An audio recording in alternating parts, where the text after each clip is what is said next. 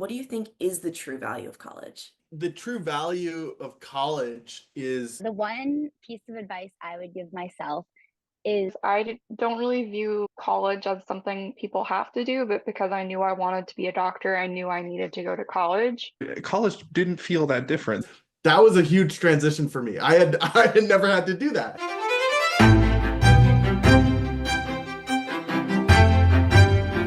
Hi, everyone. I'm Manisha, the founder of Modulo, and this is the Modulo podcast. And I am thrilled to have with me today my favorite, most recurring podcast co-host, Jasmine, doing a special episode that was Jasmine's idea about getting into college as a homeschooler. And we have 4 incredible guests with us. We're going to ask them lots of questions, and I will let you kick it off, Jasmine. Great. Thank you so much. Hi, everyone. I'm Jasmine. Thank you all so much for joining us. A bit of background about me. I've been homeschooled since 1st grade, and I'm going off to college soon. So yeah, like Manisha said, I asked to have this podcast to get some insider tips from all of you. So maybe we can start it off with just a quick popcorn round of where are you from, how was your homeschooling structured, and what college did or do you attend? Hi, I'm Sebastian. I'm from New York City, New York, of course. My homeschooling was a little bit scattered. I would go around the city to take classes at museums and other colleges and a lot of the institutions they had available to them. And I'm currently attending Oberlin. my name's Jessica. I'm from Grand Rapids, Michigan. I actually was homeschooled through a program called Classical Conversations. So it was a curriculum that really focused on the great books. We learned Latin, spent a lot of time in history and the humanities. And I also dual enrolled at some local colleges during my time in high school. And then I attended Calvin University and actually just graduated this past May with my degrees in biochemistry, neuroscience, and psychology. Hi, I'm Sylvie. I was homeschooled all the way through until college. Similarly to Jessica, I had some dual enrollment for my high school years. One was Troy Community College, the other one was Bard College, where I got my degrees in biochemistry and Russian studies, and I'm currently a second-year medical student at SUNY Downstate in Brooklyn, New York. Hi, I'm Henry, a lifelong homeschooler, K-12 from Madison, Wisconsin. Up and until probably like 6th grade, I was unschooled, and then 6th grade through high school, I did dual enrollment and co-op classes. And then I did my undergrad at Stanford, and then I stayed and I got my master's as well, and I just graduated. Wow, it's so incredible that people have such a diversity of homeschool experiences, from really unstructured to highly structured. Yeah, how do you guys think that your homeschooling experience affected the college you chose, if at all? For me, it's kind of funny. I only applied to one college, which is where I went. I didn't want to move away from home until later on in my academic career.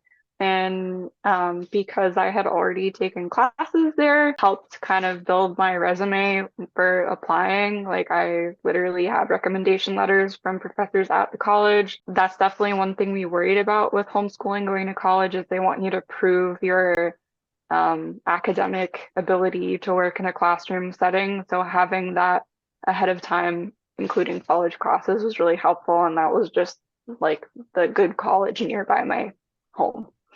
Do you think that there are any like values or things that you prioritized in your homeschooling that also emphasized or influenced your experience? Some things that attracted me to Bard College, which is a liberal arts college, is one, it's very small. You get to have more one-on-one relationship with your professors and office hours and stuff, which is something that's very helpful to me personally.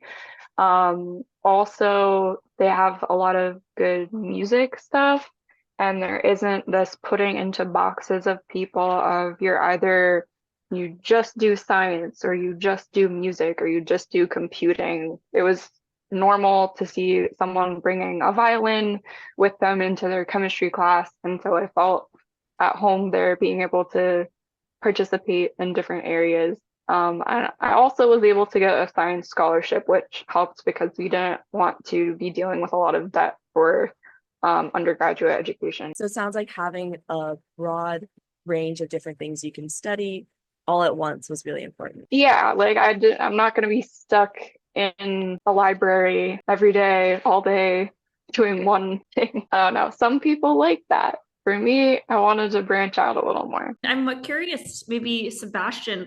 I think when I think about Oberlin, I do think of a little bit more of a progressive school. I mean, when you were looking at colleges, I'm curious if any of you kind of were looking for similar traits to what you'd had in your homeschooling experience in vetting schools. And did that play a role for you, Sebastian? It certainly did. I didn't know exactly what I wanted to study going into college. I had so many different varieties of interests that finding like a liberal arts college was really, really important to me. So I applied to a lot of different of those same kinds of liberal arts colleges, with different specialties and different areas that I had interests in. Eventually, I was cutting down the list. It was difficult. It was hard to decide. I sort of ended up choosing Oberlin because it offered the most well-rounded options for all of those things, and it's a very well-regarded school.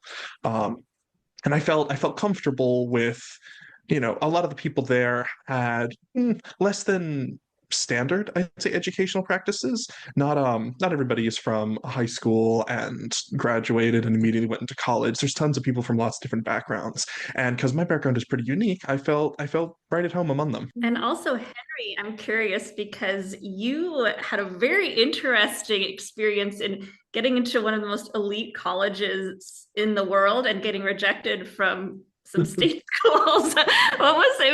Did that whole experience surprise you? I mean, did you choose Stanford for a reason, or were you just happy they let you in?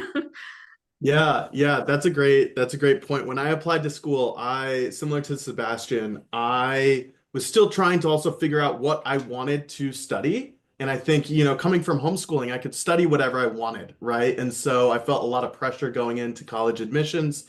And so I was kind of casting a really wide net. And I'm glad that I did, because I also found that the admissions process was like all over the place, right? So I got accepted to some colleges that were really hard to get into, whereas I got rejected at other colleges that had almost 100% acceptance rates, right? And I think, it's in part, these colleges are kind of all over the place in how they think about or evaluate homeschoolers. And so I'm really glad that I cast a wide net, just because I was not expecting or didn't realize that that would be the case when I went into college admissions.